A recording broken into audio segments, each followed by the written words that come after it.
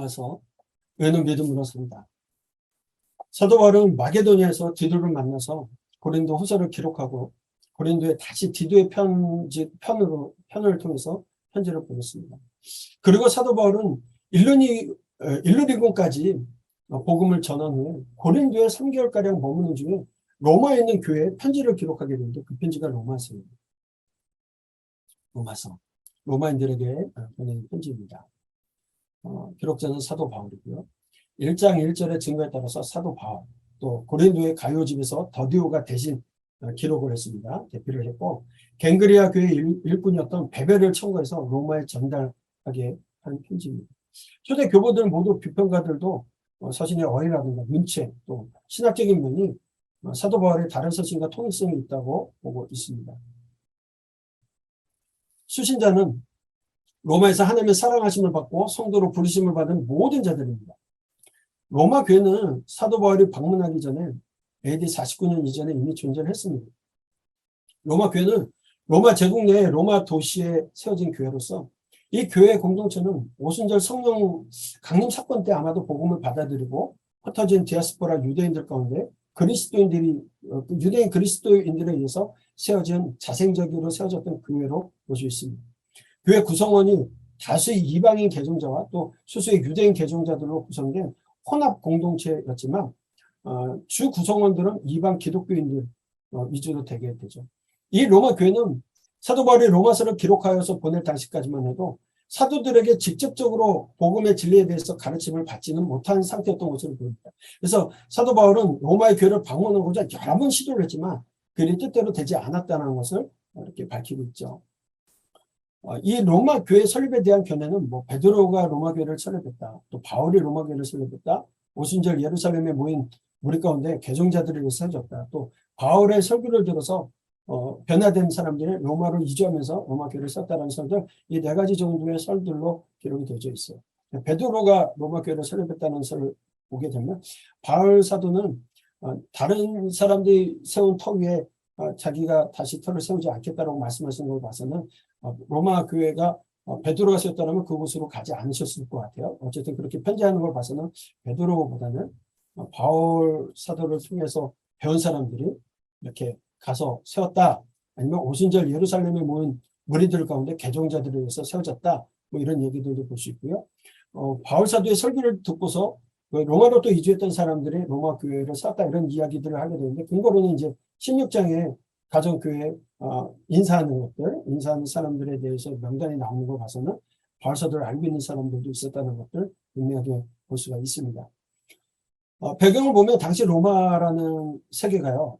이게 로마가 세계에서 가장 영향력이 있는 또 도시였습니다. 그 로마는 영국에서 아라비아까지 뻗어 있는 대제국의 수도였고요. 교회 지역의 주민까지 포함해서 약 80만 명의 인구가 모여 사는 매우 거대한 도시였다는 거죠. 그래서 모든 길은 로마로 통한다는 말이 있을 정도로 로마는 교통의 중심지이기도 했고 많은 사람들이 왕래하면서 세계 각지에서 몰려온 다양한 인종들이 모여들었고 그들 사이에 종종 마찰이 일어나기도 했다는 겁니다. 뿐만 아니라 로마는 세계적인 외교와 무역의 중심지였기 때문에 상인들의 출입이 끊이지 않았습니다. 또 경제적인 활동이 왕성했고 그러다 보니까 고린도 교회처럼 사치와 불결함 또 부와 결핍이 공존하고 노예제도가 허용된 도시이기도 했습니다. 그들 중에 아주 적은 수만이 부유했고 대다수의 사람들은 가난했기 때문에 복음에 의해서 살아가는 사람들이 많았다는 거죠. 이런 환경 속에 교회가 세워져 있는 겁니다. 그래서 로마 교회는 초기에 유대 그리스도인들의 전도를 받아들인 이방인 출신 유대인들이 새로운 교회 공동체가 생겨나니까 유대인 해당에 모이는 수는 적어짐으로써 이제 유대인과 유대 그리스도인들 사이에 큰 갈등을 일으키는 요인도 되기도 했습니다. 이것이 끊임없는 분란과 폭동의 원인이 돼서 로마의 유대인 거주 지역에서 소요가 발생하는 일들이 있게 되어져요.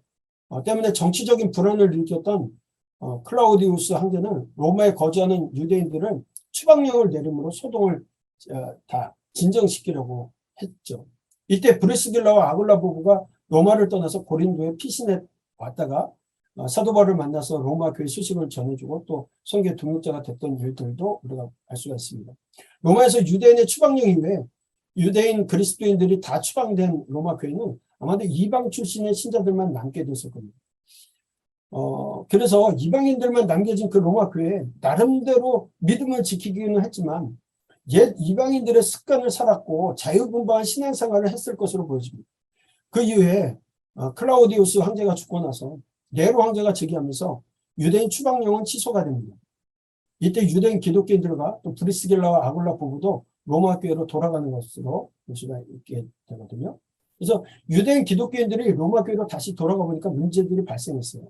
로마 교회에 남아서 이방인 방식대로 신앙을 지키고 있었던 이방인 그리스도인들과 또 이렇게 되돌아간 유대인 기독교인 사이에 교회 주도권을 둘러싼 갈등과 마찰이 생기게 되고 어려운 상황으로 직면하게 됩니다. 그래서 로마 교회 문제가 크게 두 가지로 그런 문제들로 정리가 되는데, 먼저 내부적인 문제가 발생을 했어요.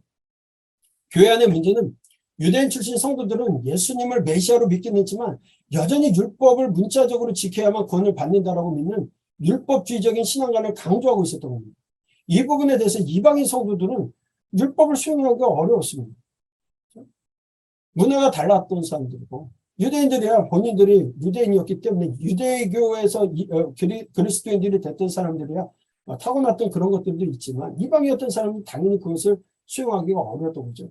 이방인 출신 성도들은 율법의 행위가 아닌 예수 그리스도를 믿음으로 구원을 얻었으므로 어떤 생활을 해도 문제가 없다라고 생각을 했던 겁니다. 그렇기 때문에 이방인 출신 성도들은 그리스도인이 되었음에도 불구하고 그냥 과거의 방탕한 생활 습관 그대로 가지고 살았던 겁니다. 너무 자유를 지나치게 강조하다 보니까 방종으로 흘러가는 문제들이 생겼기 때문에 유대인 입장에서 또 이런 문제들을 받아들이기가 어려웠던 거죠. 또한 로마 교회라는 곳이 이 대적인 문제가 있었습니다. 당시 로마 교회 성도들이 세속적 권력에 어떻게 대처하는가에 대한 문제들, 로마 교회 성도들이 하나님 나라의 시민으로서 이 땅에서 어떻게 살아가야 할 것인가에 대한 삶의 현실적인 문제들을 갖고 있었습니다. 오늘 우리들도 동일하죠. 네. 우리는 지금 이 세상에서 살면서 하늘 시민으로 살아가야 된다. 이런 것들, 현재적인 삶의 문제들이 있습니다. 이런 문제에 대해 서로 입장을 이해하고 절충해 줄 사람이 바로 바울이 적임자였죠. 사도 바울은 로마의 실정을 잘 아는 로마 시민권을 소유했고 유대인의 율법에 대한 지식이 풍부한 바리새파 출신이며 정말로 유능한 유대 학자였잖아요. 그리고 무엇보다도 사도 바울은 로마 제국의 도시였던 로마에 복음을 전하고 싶어하는 강한 열망을 가지고 있었기 때문에 로마 교회에 편지를 쓰게 된 겁니다. 이처럼 로마서는 사도 바울이 로마 교회를 방문하기 전에 대제국 로마의 수도에 자발적으로 세워졌던 그 기독교 공동체, 유대인 출신의 성도와 이방 출신 성도군의 당면했던 교회 내 문제와 또 교회 밖의 세속 국가와 사회에 대한 그리스도인들의 행동 양식에 대한 문제들을 다루고 있는 것이 로마서입니다. 로마서는 바울 사도가 로마를 방문하기 전에 3차 전도 여정 가운데 그 끝마칠 무렵에 쓰게 됩니다. 그래서 AD 57년경 겨울 예루살렘을 향하기 전에 고린도에서 약 3개월간 머물렀던 그 시간에 기록한 것으로 추정을 할 수가 있습니다. 예, 그래서 57년으로 보고요. 기록 연대는 로마서는 사도 바울이 로마를 방문하기 전이었고 또 3차 전도 여정 가운데 그렇게 추정하는 근거로서 우리가 기록 연대를 잡고 있다 말씀드렸고요. 기록 목적은 이 로마서 서두와 또 후반부에 잘 나타나 있는데요. 첫째로는 로마를 방문하려는 그 계획을 알리기 위해서입니다. 그렇죠? 그리고 두 번째는 서번한 전도를 가려고 하는데 로마 교회 지원을 받기 위해서입니다. 또 예루살렘 방문을 알려서 로마 교회의 기도와 또 지원을 받기 위해서 이렇게 편지를 쓰는 거죠. 또 네 번째 로마 교회 성도들에게 신령한 은사를 나눠주고 믿음을 견고하게 하려는 것과 복음을 전함으로써 자신의 사도성을 확증하기 위함이라는 것을 분명하게 밝히고 있습니다. 로마서 16장까지 세 부분으로 나눠서 볼 수가 있는데요. 하나님의 구원 방법, 또 이스라엘의 구원받은 자의 생활에 대한 이야기를 합니다. 이 하나님의 구원 방법이라는 것이 부정한 우리를 어떻게 정결케 하는가의 말씀이죠. 구원받은 자의 생활은 정결케 된 이가 어떻게 거룩함으로 하나님과 함께 살아갈 수 있는가에 대한 겁니다. 율법의 목적이 거룩을 통한 하나님과 동행동거에 있었다면 로마서를 기록하는 바울 사도의 목적은 구원받은 자의 삶이 무엇인지를 통해서 하나님과 더불어 함께 살아가는 것이 무엇인지를 이야기하는 겁니다. 로마 교회 성도들에게 하나님의 뜻을 전하고 있는 거죠. 첫 번째 단락인 1장부터 8장까지 하나님의 구원 방법, 바로 이신칭의, 이신득의에 대한 말씀을 주시는데요. 사도 바울은 인사말과 함께 로마에 방문해서 복음을 전하고자 하는 자신의 계획을 밝힙니다. 믿음으로 의에 이르며 구원을 얻는 진리에 대해서 언급하시죠. 1장에서 3장 20절 이방인과 유대인의 모든 인간이 죄 아래 있음을 선포하고 있어요. 그래서 1장에서 이방인의 죄에 대해서, 2장의 유대인의 죄에서 3장 모두가 죄인이다 말씀하죠. 3장 20절 5장 21절까지는 이제는 율법의 행위가 아닌 예수 그리스도를 통한 믿음으로 의롭다 하심을 얻게 됨에 대해서 설명합니다. 아브라함의 믿음을 예로 들어서 칭의를 설명하고 있는데요. 6장부터 8장 믿음으로 의롭다 하심을 얻은 이후에 그리스도와 연합한 삶에 대해서 그리스도 안에 있는 자와 죄와 율법에서 해방되어 하나님의 성령의 법 아래서 성화의 삶을 이루면서 하나님을 기쁘시게 하는 삶을 산다라고 설명하고 있는 겁니다. 두 번째 9장부터 11장까지 이스라엘의 구원에 대해서 언급합니다. 이스라엘의 역사의 과정을 통해서 이루어진 이방인 구원에 대해서 다루고 계신데요. 유대인이나 이방인이나 모두 불순종의 상태에서 이신득의 원리에 구원하여 근거하여서 구원 역사가 이루어졌다고 설명하세요. 하나님께서 아브라함을 부르시고 그의 후손인 이스라엘을 하나님의 주권으로 자기 백성으로 선택하셨어요. 사도 바울은 누구보다도 선민 이스라엘이 구원받기를 원했습니다. 하지만 이스라엘은 그리스도의 복음을 거부함으로써 구원의 복음이 이방인으로 향하게 되었음을 밝히시죠. 이것을 비유로 들어서 설명하시는데 하나님께서 감람나무의 원가지인 이스라엘을 꺾으시고 돌 감람나무는 이방인들을 접붙이셨으나 이는 영원한 것이 아니며 때가 되면 남은 자를 통해서 이스라엘을 다시 회복하실 것을 말씀하고 계시는 것이 9장부터 11장까지 말씀입니다. 세 번째 부분은 12장부터 16장까지 구원받은 자의 생활에 대해서 기록하고 있습니다. 성도들의 실제적인 삶을 통해서 실천하고 적응해야 될 부분을 말씀하세요. 믿음으로 의롭게 되어 구원받은 자에게 하나님과 교회 또 사회, 세상 권세 또 이웃 그들에 대해서 성도들의 의무를 감당하도록 요구하고 계시죠. 특히 믿는 성도들과 관계에 있어서 문제들을 다루는데 형제를 비판하지 말고 형제로 꺼리끼게 하지 말고 선을 이루고 덕을 세우라고 권면하십니다. 마지막으로 로마 방문의 계획과 기도 요청 그리고 서번화 선교 계획을 밝히면서 개인적인 문안 인사와 찬양으로 그를 맺는 것이 로마서 전체의 모습이에요. 자, 우리가 레위기를 보면서 제사법과 성결법, 정결법 이 얘기를 했었어요. 그렇죠? 성결법에 대해서. 로마서는 하나님의 구원 방법과 이스라엘의 구원받은 자의 생활로 나눠지게 되는데 이 이스라엘의 구원에 대한 내용을 빼면 하나님의 구원 방법과 구원받은 자의 생활로 나눠서 볼 수가 있습니다. 결국 하나님의 구원 방법이란 부정한 우리를 어떻게 정결케 하셨는지를 말씀하는 거예요. 구원받은 자의 생활은 정결케 된 이가 어떻게 거룩함으로 하나님과 함께 살아갈 수 있는가 하는 부분이에요. 로마서를 그냥 뚝 띄어내서 보지 말고 레위기의 말씀을 통하여서 보신 말씀처럼 거룩함과 속된 정함과 부정함 이 말씀에 근거해서 본다라면 율법의 목적이 거룩을 통한 하나님과 동행동거에 있었다면 로마서를 기록하는 바울 사도의 목적 또한 구원받은 자의 삶이 무엇인지를 통해서 하나님과 더불어 함께 살아가는 것이 무엇인지를 이야기함으로써 로마 교회 성도들에게 하나님의 뜻을 전하고 있는 것이 로마서라고 말씀을 드렸어요. 그렇죠? 그래서 구원받은 자의 삶, 하나님의 구원 방법 이신칭 이렇게 말씀하고 있습니다. 자, 먼저 자세히 보게 되면요. 일부 하나님의 구원 방법에서 이신칭에 대한 이야기, 제 아래에 있는 모든 인간들에 대한 이야기. 1장은 바울사도의 인사, 또 로마 방문 계획과 복음의 핵심, 그리고 이방인의 죄와 하나님의 유기, 즉 버려두심에 대해서 말씀하는데요. 사도 바울이 로마서를 기록할 목적 가운데 하나는 서번화 이 스페인으로 전도 여정을 해서 로마 교회로부터 충분한 후원을 요청하는 거라고 우리가 목적 가운데 하나를 말씀드렸습니다. 그러다 보니까 자신이 개척하지 않았던 교회에 후원을 요청하기 위해서는 내가 누군지를 좀 소개할 이유가 있어요. 이거 내가 알고 있는 지식들, 복음이 무엇인지. 이에 사도 바울은 자신이 전하는 복음이 무엇인지 로마서 서두에 아주 간결하게 밝히고 계세요.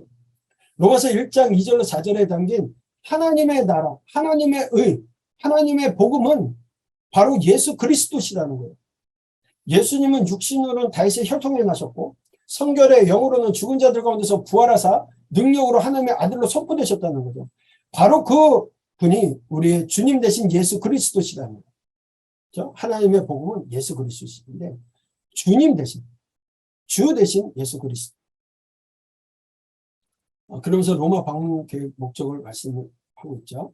사도 바울은 자신이 오랫동안 로마를 방문하기를 열망하면서 시도했지만 길이 막혀 갈 수가 없었지만 로마 방문길이 열리도록 지속적으로 기도하고 있음을 말씀하고 있습니다. 사도 바울이 로마 교회 방문을 간절하게 원하는 이유가 여러 가지가 있지만 그 무엇보다도 복음의 빚진 자로 로마 교회 성도들에게 신령한 은사를 나눠주고 믿음을 경고케 하고 서로 격려하고 위로를 얻게 해주고 구원의 진리인 복음을 전하고자 하는 간절한 소원이 있었기 때문이라고 말씀하고 있어요. 그래서 바울사도는 이 복음을 부끄러워하지 않는 이유에 대해서 설명을 합니다. 이 복음은 모든 믿는 자들에게 주시는 하나님의 능력이 되는데 유대인이나 헬라인이나 차별이 없습니다. 복음이시죠. 또 복음에는 하나님의 의가 나타나는데 믿음에서 믿음에 이르게 한다라고 말씀하세요. 하박국 2장 4절에 의인은 그의 믿음으로 말미암아 살리라고 말씀하시는 것.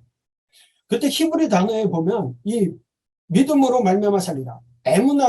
에무나라는 단어를 사용하는데 이것이 견고함, 확고함의 뜻보다는 끝까지 믿음을 지키기 위해서 버티고 견디는 의미가 더 강하게 돼 있어요. 그러니까 의인은 믿음으로 견디고 버티고 살아가는 거다라는 의미를 갖고 있죠. 그런데 이신칭의 이신득이라고 얘기할 때 오직 의인은 믿음으로 말미암아 살리라.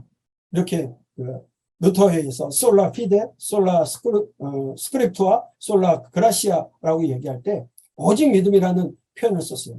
오직이라는 단어가 루터에 의해서 강조되면서 우리가 번역본에 오직 의인은 믿음으로 말미암아 살리라 함과 같다. 이렇게 말씀을 하고 있거든요. 자, 이어서 1장 18절로 32절에 타락한 이방인의 범죄와 그에 따르는 하나님의 유기에 대해서 말씀을 하고 있습니다. 믿는 자에게는 하나님의 의가 주어지지만 믿지 아니하는 자에게는 하나님의 진노가 임하신다는 거예요. 누구에게? 불의로 진리를 막는 사람들. 그 불의가 무엇이냐? 경건하지 않고 불의한 자, 그들에 의해서. 첫째 이방인의 범죄입니다. 하나님께서 이방인들에게 만물 가운데 하나님을 알 수 있도록 알게 해주셨는데요. 인간의 본성인 양심과 자연세계를 통해서 하나님을 알도록 충분히 계시하셨음에도 불구하고 이방인은 하나님을 경배하지도 감사하지도 않았어요. 오히려 경배해야 할 하나님을 외면하고 피조물을 우상으로 만들어서 경배의 대상으로 삼는 종교적인 사악한 죄들을 범하고 있었습니다. 그래서 하나님께서 그들의 정욕대로 그들의 부끄러움에 욕심에 상실한 마음에 내버려 두셨다라고 유기하셨다라고 방치했다고 버려두셨다라고 말씀하십니다. 하나님의 유기의 결과 인간 삶은 성적 타락으로 인한 도덕적 방종과 심각한 지경에 이르게 되었습니다. 그래서 그들의 몸을 서로 욕되게 하셨다는 거예요. 성적인 탈선, 금지된 쾌락에 대한 격렬한 욕망을 갖고 정욕대로 그들이 살아가게 하셨죠. 26절 하나님의 내어버린 결과 부끄러운 욕심에 내어버려 두사 여자들도 남자들도 순례대로 쓸 것을 바꾸고 성적 문란과 변태적이고 비정상적인 동성애를 하고 있다. 하나님보다 관대해지는 것이 죄입니다. 동성애자들 옹호해서 되는 게 아니에요. 하나님보다 관대해지지 마십시오. 그들도 하나님의 사랑의 대상이고 용서받아야 되고 하나님 믿어야 될 대상인 건 맞아요. 여자들도 남자들도 순리대로 쓸 것을 바꿔버립니다. 이같이 행하는 자는 사형에 해당한다는 것을 알고도 옳다고 하는 것이 범죄라고 분명하게 말씀하고 있습니다. 그러면서 유대인은 더 낫냐? 그렇지 않습니다. 유대인들은 이방인보다 결코 더 낫지 못합니다. 그들 스스로 의롭다고 여기면서 남을 판단하고 정죄하는 죄를 지었습니다. 율법 없는 이방인은 율법 없어서만 하고 율법 있는 범죄한 자는 율법으로 하나님의 심판을 피하지 못한다라고 경고하세요. 모든 인간에 대한 하나님의 심판은 공정하게 이루심을 말씀하는데요. 하나님께서는 유대인이나 이방인이나 누구도 특별하게 우대하지 아니하시고 하나님의 뜻에 맞춰서 순종하면 선을 행하는 것이고 악을 행하는 자인지 따라서 공평하게 심판을 행하신다는 것을 밝히고 있죠. 유대인들에게는 율법을 수용한 것을 특권으로 여기면서 자랑하며 스스로 어렵다고 여긴 죄고요. 유대인들은 율법을 받은 하나님의 선택받은 백성들로 율법을 수용한 것만으로 자신들만이 어려운 존재라고 우월감이 교만했다는 거예요. 그리고 율법에 명시한 할례의 의식을 지킴으로 구원받을 수 있다고 자랑을 했습니다. 그러나 유대인들은 율법의 근본 정신인 사랑을 잊어버리고 자신들은 율법을 완벽하게 지키지도 못하면서 남에게는 율법 준수를 강요하는 죄를 범하고 있어요. 유대인들이 자랑한 할례를 예로 할례자가 율법을 지키지 않으면 무할례자가 되는 거고 무할례자가 율법을 지키면 할례자로 여긴다라고 말씀하세요. 유대인들이 겉모습만 할례받은 표면적 유대인이라고 구원받는 게 아니라 마음의 할례를 받는 이면적 유대인이 참 구원의 이름을 말씀하고 있는 거죠.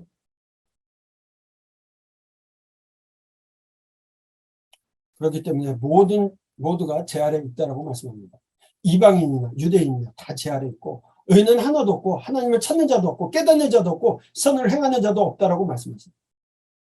유대인들이 자랑하는 율법으로는 다만 죄를 깨달을 뿐이다. 이 말씀을 하는 거죠. 그래서 그렇다면 율법으로 죄를 자각한 인간은 어떻게 구원을 받느냐.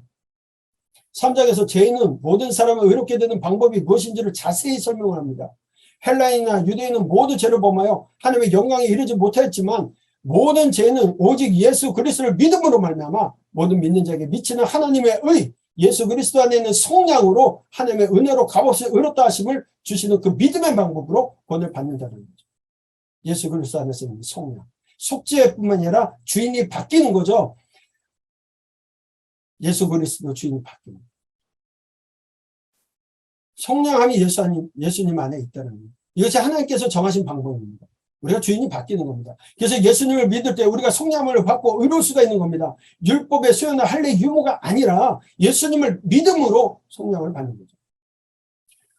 하나님의 의는 언약에 대한 하나님의 신실하심과 그 신실하심을 따라 이루신 의로운 구원사역을 의미합니다.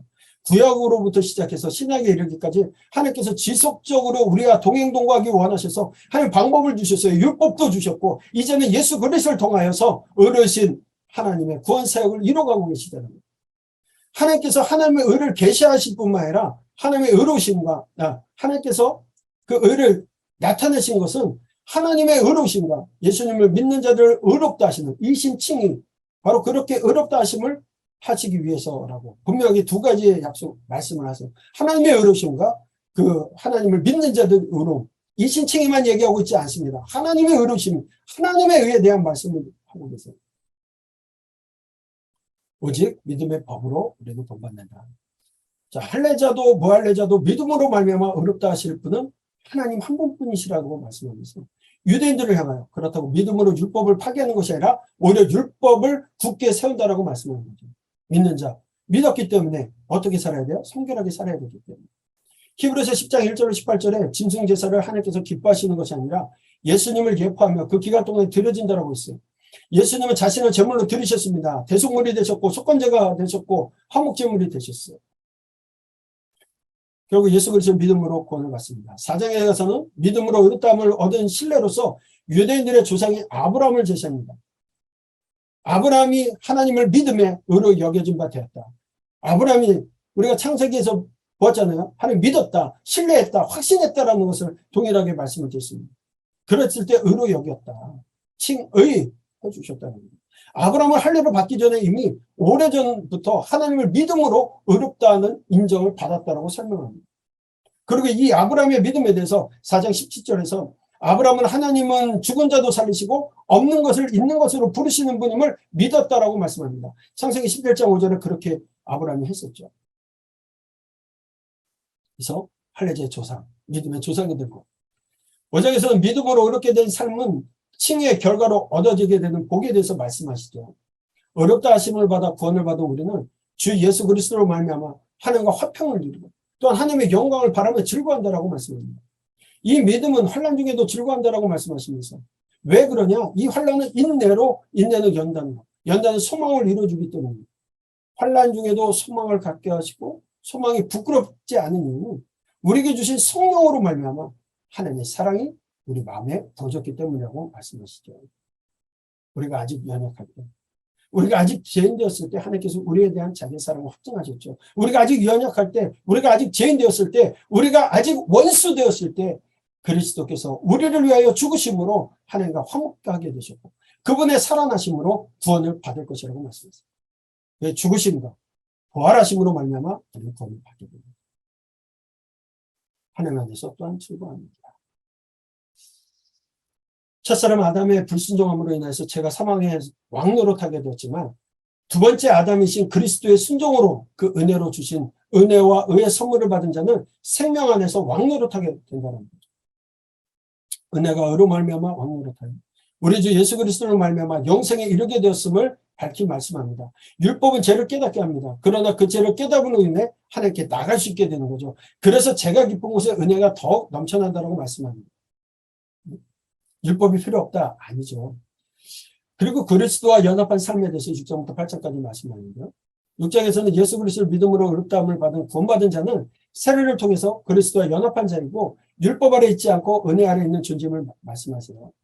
예수 그리스도의 은혜를 입은 사람들이 은혜 가운데 머물고자 제 기쁨 가운데 거할 수 없다라고 얘기합니다. 죄에 대해 죽은 우리가 어찌 그 가운데 은혜를 더하게 하려고 죄 가운데 있을 수 있겠냐 말씀하시죠. 예수님과 합하여 세례를 받은 사람은 그분의 죽으심과 합하여 세례를 받은 것이라고 말씀합니다. 그리스도를 죽은 자 가운데서 살리신 것처럼 우리에게 새 생명을 주시기 위함이죠. 하나님의 의인 예수 그리스도를 믿음으로 인해 예수님의 죽으심과 부활하신 것 같이 예수님과 같이 죽은 자는 예수님과 같이 살아야 한다. 그럴 때 예수 그리스도 안에 있는 영생이라는 거룩한 열매를 선물로 받게 되는 거죠. 제사 쓴 사망이요. 하나님의 은사는 그리스도 예수 우리 주 안에 있는 영생입니다. 네. 그리고 7장에서 그리스도와 연합된 성도는 그리스도의 대속으로 옛 남편인 율법에 대해 죽은 자가 되었으므로 더 이상 율법 아래 있지 않고 하나님의 은혜 아래 있음을 설명합니다. 그러면 율법이 죄냐? 그렇지 않다라고 말씀하셨습니다. 제가 죄를 타서 계명으로 말미암아 내 속에 온갖 탐심을 이루었나니 율법은 거룩하고 의로우며 선한 것이라고 인정합니다. 율법이 신령한 줄 알았지만 우리는 육신에 속하여서 죄 아래 있다는 거예요. 그래서 우리가 행하는 것은 항상 죄밖에 없다는 겁니다. 우리 마음에 두 가지 법이 있습니다. 마음으로는 하나님의 법과 육신으로는 죄의 법을 섬긴다는 거예요. 하나님께서 우리를 사랑하셔서 하나님과 동거하는 방법으로 우리에게 율법을 주셨지만 우리가 죄의 종이 되어서 그 율법의 그 어떤 역할도 못하게 됐다는 거예요. 그 율법이 오히려 우리에게 죄를 더 깊게 해준다는 겁니다. 마음에는 원하고 있지만 우리가 죄의 종이 되어서 늘 공고한 가운데 있다라는 말씀입니다. 이렇게 보면 죄의 법이 최종적으로 승리한 것 같습니다. 마음으로는 하나님을 섬긴다고 해도 육신은 죄의 법을 섬기기 때문에 우리는 구원받을 길이 없다는 것 같습니다. 그 법이 우리를 정죄하는 것에 이르기 때문에. 그러니 오라 나는 공고한 삶이라 이 사망의 몸에서 누가 나를 건져내라. 그러나 8장 결론의 말씀을 주시죠. 예수님 안에 있는 자들에게는 더 이상 정잠이 없다는 겁니다. 예수님 안에 있는 생명의 성령의 법이 죄와 사망의 법에서 우리를 해방하셨습니다.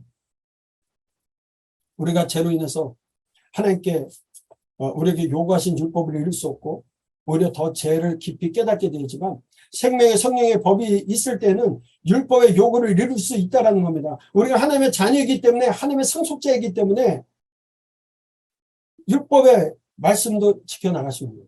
그래서 예수님과 함께 영광을 받기 위해서 고난도 함께 받으라고 말씀하시고 지금 우리 가운데 고난이 있지만 장차 우리에게 나타날 영광과 비교될 수 없다라고 말씀하시죠. 모든 피조물이 구원의 날을 기다리고 있습니다. 우리도 속으로 탄식합니다. 성령님께서도 우리의 연약함을 도우시면서 예수님께서도 보좌 우편에서 하나님께 우리를 위하여 친히 간구하고 계시더라고. 지금도 통치하고 다스리시며 우리를 위해 간구하고 계시는 예수님을 말씀하십니다. 우리를 맏아들 삼으시고 우리를 부르시고 의롭게 하시고 영화롭게 하시는 분. 그래서 하나님께서 우리를 위하시면 그 누구도 우리를 대적할 수 없습니다. 그리고 이 세상 그 무엇도 그 누구도 우리를 그리스도의 사랑 안에서 끊을 수 없다라고 분명하게 말씀하고 있어요. 그런 일에 대해 우리가 무슨 말 하려? 만약 하나님이 우리를 위하시면 누가 우리를 대적하려? 자기 아들을 아끼지 아니하시고 우리 모든 사람을 위하여 내주시니까 어찌 그 아들과 함께 모든 것을 우리에게 주시지 아니하겠느냐? 누가 능히 하나님께서 택하신 자들을 고발해도 의롭다 하신 이는 하나님이시니 누가 정죄하려 죽으실 뿐만 아니라 다시 살아나신 이는 그리스도 예수시니 그는 하나님 우편에 계신 자요 우리를 위하여 간구하시는 자시니 누가 우리를 그리스도의 사랑에서 끊으려? 환난이나 공고나 박해나 기근이나 적신이나 위험이나 칼이랴. 기록된 바 우리가 종일 주를 위하여 죽임을 당한다 되면 도살당할 양같이 여김을 받았나이다 함과 같으니라. 우리를 우리 주 그리스도 예수 안에 있는 하나님의 사랑에서 끊을 수 없으리라. 어떤 것도 어떤 피조물이라도 우리를 그렇게 할 수 없다라고 말씀하고 있죠. 당시 로마 교회는 유대 기독교인들과 이방 기독교인 사이에서 갈등이 있었다고 말씀드렸습니다. 이런 상황 속에서 유대인들이 가지고 있는 생각이 잘못됐다는 것을 하나님께서 어떻게 이스라엘을 회복시키는지에 대해서 말씀하고 계시는데요. 바울 사도는 예수 그리스도 거부함으로 멸망받은 처지에 놓인 동족 이스라엘 때문에 마음이 아픔과 슬픔이 있음을 토로합니다. 동족 이스라엘이 예수 그리스도 거부함으로써 멸망받을 수밖에 없는 운명에 있다는 거예요. 이스라엘 사람들이 그들의 양자들과 영광과 언약들과 율법을 세우신 것과 예배의 약속이 그들에게 있었습니다. 조상들도 그들이 것이었고 예수 그리스도가 그들에게서 나셨어요. 하나님께서는 유대인들을 절대적으로 주권으로 거룩한 언약 백성으로 선택하여 주셨고 율법을 주셨습니다. 이스라엘을 선택하셨어요. 하나님께서 세상 모든 나라를 구원하시기 위한 목적에서 그들을 먼저 부르신 거죠. 그러면서 하나님의 주권에 대해서 말씀합니다. 오직 약속의 자녀가 씨로 여김을 받았다. 하나님께서 하신 거죠. 하나님의 뜻이 행위로 말미암지 않고 오직 부르신 행위로 말미암아 서게 하려 하사 내가 야곱을 사랑하고 에서는 미워하였다. 하나님의 주권, 하나님의 통치하심, 하나님의 신정이 있다는 겁니다. 그러니까 하나님께서 하고자 하시는 자를 긍휼히 여기시고 하고자 하는 자를 완악하게 하신다. 하나님께서 하신다는 거예요. 하나님 하실 수 있다는 거예요. 그런데 세상에 이 사람들아, 내가 누구에게 감히 하나님께 방문하냐. 창조주 하나님에 대해서 창조주 하나님께서 하실 일이 있는 거죠. 우리가 가끔 그런 얘기해요. 엿장수가 이 가이질 몇 번 하냐. 엿장수도 자기 재량권이 있는데 하나님의 주권이 없고 하나님께서 하시는 통치권이 없으시겠어요? 하나님의 심정이 없으시겠어요? 이스라엘의 불신앙에 대한 말씀을 주죠. 하나님의 주권으로 선택받은 유대인들이 언약 백성, 율법을 받은 특권을 가졌지만 민족적인 교만으로 하나님의 주권으로 보내신 예수 그리스도를 거부하고 믿음으로 순종하지 못하고 불의를 범하고 스스로 멸망의 길을 자처했습니다. 이스라엘이 그리스도를 거부했죠. 하나님께 거룩하고 선하고 의로운 율법을 우리에게 주셨지만 하나님의 의를 모르고 자신의 의를 세우고 하나님께 복종하지 않았습니다. 그래서 그리스도께서 모든 믿는 자에게 의를 이루기 위하여 율법의 마침이 되셨다고 말씀하세요. 율법의 마침이 되셨다는 것은 예수님께서 율법을 폐하셨다는 것이 아니라 온전히 이루셨다는 것을 의미하는 겁니다. 그래서 그 율법을 온전히 행하신 예수님을 믿을 때 예수님을 죽음에서 부활하사 성령님이 우리 안에 거하시고 우리가 하나님께서 요구하신 율법의 의를 온전히 이룰 수 있다는 거예요. 율법을 폐기하신 게 아니라고요. 마음으로 믿어서 의에 이르고 입으로 신하여 구원에 이른다고. 누구든지 그리스도 예수를 믿는 자는 부끄러움을 당하지 않을 것을 말씀합니다. 유대인이나 헬라인 차별 없이 누구든지 주의 이름을 부르는 자는 구원을 받습니다. 하나님께서 부여하시기 때문이죠. 11장에서 바울은 참 감람나무에 접붙인 돌 감람나무에 대해서 말씀하는데요. 유대인들은 참 감람나무였는데 오히려 그들은 예수님을 거절함으로써 구원받지 못했습니다. 그래서 참 감람나무인 유대인을 자르고 돌 감람나무인 이방인들을 접붙여 받아서 구원하셨다는 거예요. 이방인 구원은 이스라엘을 시기나게 해서 다시 구원하시기 위함이라고 말씀하셨습니다. 유대인이 넘어짐으로 이방인들이 구원받아 풍부한 은혜를 누리는데 유대인들이 구원받을 때 임하는 풍성한 은혜는 아예 상상할 수 없다라고 말씀하세요. 그래서 이방인들에게 교만하지 말 것을 말씀합니다. 그 이유는 참 감람나무인 유대인들도 자르신 하나님께서 그 준엄하신 그 하나님께서 이방인들도 믿음을 버리면 유대인들처럼 잘라낼 수 있으니까 높은 마음을 품지 말고 두려워하라는 겁니다. 반대로 유대인들도 예수님을 믿으면 다시 원가지로 접붙이는 능력이 하나님께 있음을 밝히고 있는 거죠. 그러므로 유대인이나 이방인을 구원하는 모든 주권은 하나님께 있으며 유대인이라고 자랑하지 말고 이방인이라고 자랑하지 말고 누구든지 항상 믿음을 잃지 않도록 유의하라는 말씀을 주시는 겁니다. 제3부 구원받은 자의 생활에 대한 말씀으로서 공동체 안에서 의미에 대해서 말씀하시는데요. 12장에 구원받은 성도가 교회 안에서 그리고 세상에서 어떻게 살아가야 할 것인가에 대한 말씀을 주세요. 구원받은 성도가 교회 공동체 안에서 세상 권세자 앞에서 살아가려면 먼저 우선시해야 할 일들이 있습니다. 먼저 너의 몸을 거룩한 산 제물로 드려야 하며 이 세대를 본받지 말고 하나님이 선하시고 온전하신 뜻이 무엇인지 분별해야 한다고 말씀하셨습니다. 이 세대를 본받지 말고 하나님께서 기뻐하시고 하나님 선하시고 기뻐하시고 온전하신 그 뜻이 무엇인지 분별하라. 그리스도의 한몸된 교회 안에서 지체된 성도는 하나님이 주신 은사, 교회 일치를 위하여 힘써 봉사해야 합니다. 하나님께서 주신 다양한 은사를 믿음의 분량대로 지혜롭게 행하라고 말씀하는데요. 예언이면 믿음의 분수대로 섬기는 일, 또 가르치는 일, 위로하는 일, 구제하는 일을 성실합니다. 부지런히 다스리고 또 즐거움으로 긍휼을 베풀고 사랑 안에 속하여서 서로 존경하고 사랑하기를 먼저 하고 부지런히 열심을 붓고 주를 섬기고 소망 중에 즐거워하며 환난 중에 참으며 기도에 항상 힘쓰며 성도들이 쓸 것을 공급하고 손대접하기를 힘쓰라고 말씀하죠. 13장에서는 세상 권세자들에게 복종하고 세상 질서를 지키라고 권면합니다. 십계명을 반복해서 말씀하시면서 아무에게도 사랑의 빛 외에는 지지 말 것을 권면하시죠. 왜냐하면 사랑은 율법의 완성이기 때문에 우리는 이 세상에 살아가고 있지만 천국 시민으로서 하나님께서 정하신 권세를 따르라고 말합니다. 그리고 세상 속에서 살아가는 사람의 모습은 이웃을 내 자신과 같이 사랑하는 겁니다. 성결법에서 하나님과 동거하는 방법, 제사법을 통해서 정결하게 되고 거룩하게 유지하기 성결법을 가지고 하나님과 동행하는 방법을 주셨어요. 뭐라고 말씀하셨는지 너희는 이스라엘 자손의 온 회중에 이르라 너희는 거룩하라. 여호와 하나님께서 거룩하시기 때문에 너희는 거룩하라고 말씀하셨던 것처럼 로마서를 통해서 사랑은 이웃에게 악을 행하지 아니하나니 그러므로 사랑은 율법의 완성이라고 말씀하세요. 사랑하라고. 사랑하면 하나님 사랑하고 이웃을 사랑하면 사랑하고 말씀하시죠. 14장에는 형제를 비판하지 말 것을 말씀합니다. 그리고 15장에는 성도는 그리스도의 행위를 본받아 선을 이루고 덕을 세우면서 교회 일치를 위한 말씀을 하셔요. 교회 일치를 위해서 믿음이 강한 사람이 믿음이 약한 사람을 돕고 선을 행해서 덕을 세우라고 말씀합니다. 그렇게 하면서 그렇게 교회 공동체를 세워가라는 거죠. 마지막 로마 방문 교회과 문안 인사에 대한 말씀이 있습니다. 먼저 사도 바울은 바울의 복음의 제사장 직분에 대해서 하나님의 복음의 제사장 직분에 대해서 말씀하시는데요. 이방인을 위하여 그리스도 예수 일꾼이 되어 하나님의 복음의 제사장 직분을 하게 하사 이방인을 제물로 드리는 것이 성령 안에서 거룩하게 되어 받으실 만하게 하려 합니다. 사도 바울은 이방인 사도로서 지금까지 3차에 걸친 이방인 전도사에게 대해서 예루살렘에서 일러리곤까지 복음을 편만하게 전하였다라고 고백을 하십니다.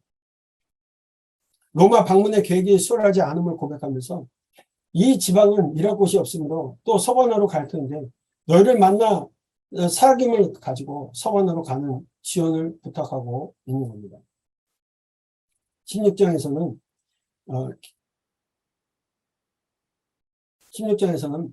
갱그리아 교회의 일꾼인 자매 베베를 추천해서 보냄을 밝히면서 로마 교회 성도들에게 문안 인사를 하고 거짓 교사들을 경계시키면서 마치게 되는 게 로마서의 이야기죠. 로마서를 정리하겠습니다. 로마 교회는 이방 성도와 유대인 성도 간의 갈등의 문제가 있었습니다. 유대인들은 율법과 할례로 이방인들은 그리스도의 자유를 내세우면서 교회 문제가 발생한 거죠. 이런 로마 교회를 향하여 사도 바울은 이방인이나 유대인이나 모두 하나님 앞에 죄인임을 밝히 말씀합니다. 할례로도 율법으로도 의롭다함을 얻어 구원받을 수 없다는 거죠.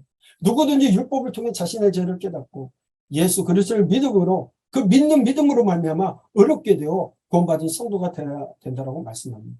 그 믿음은 아브라함의 믿음처럼 하나님의 약속의 말씀을 믿는 것이고 또 하나님을 죽은 자도 살리시고 없는 것도 있게 하시는 분으로 믿는 것을 말합니다. 이스라엘은 먼저 선택받았지만 복음을 거부함으로써 구원의 복음이 이방인에게도 향했었죠. 그러나 언젠가 유대인이 남은 자들을 구원받겠지만 원가지도 아끼지 아니하시고 버리시는 하나님을 두려워함으로 접붙임을 받은 이방인들은 항상 두렵고 떨림으로 구원을 이루며 믿음을 지키라고 말씀하세요.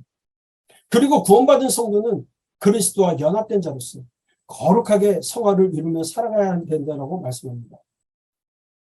그리고 구원받은 성도는 하나님께 드릴 영적 산재물을 드리는 삶을 살아야 하며 하나님의 선하시고 기뻐하시고 온전하신 뜻을 쫓아서 교회 공동체 안에서 세상 권세자의 강요 속에서는 일치와 순종과 화평과 덕을 세우며 살아가야 함을 말씀하고 있습니다. 무엇보다도 율법의 완성이신 사랑의 빛 외에는 지지 말고 예수 그리스도로 옷 입고 빛의 자녀로 살아야 된다고 말씀하십니다. 예수님을 믿고 성령 받은 사람은 그리스도의 말씀에 순종하고 행동하는 사람임을 말씀하고 있죠. 의인은 믿음으로 산다는 것이 무엇입니까? 하나님을 신뢰하며 사는 겁니다. 하나님을 신뢰할 분으로 안다는 겁니다. 하나님에 대한 올바른 지식을 갖고 있는 겁니다. 하나님을 신뢰하기에 하나님의 말씀에 확신을 가지고 살아갑니다. 하나님 말씀에 확신을 갖기에 그 말씀을 의지하고 살아갑니다.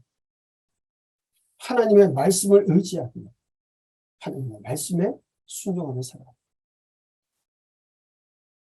사도행전 가운데 말씀하죠. 에베소 장로들에게 고별 설교하면서 사도 바울은 내가 달려갈 길과 주 예수께 받은 사명 곧 하나님의 은혜의 복음을 증거하는 일을 마치려 합니다. 나의 생명조차 조금도 귀한 것으로 여기지 아니한다라고 말씀하십니다.